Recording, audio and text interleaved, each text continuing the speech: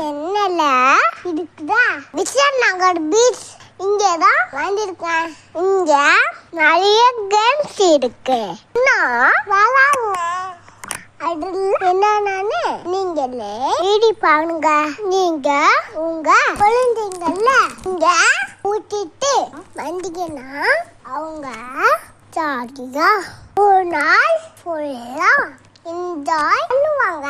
இங்க நாங்க பீச்ல இருக்கும்போது நண்டு வந்துடு அதெல்லாம் பொடிச்சு விளையாடிட்டு திரும்ப கண்ணுக்குள்ளி விட்டுட்டோம். பாய் பாய், உனக்கு குட் பாய் அப்படின்னு சொன்னோம்.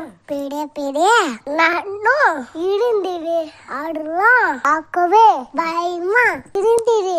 நீங்க அம்மாண்ட்ல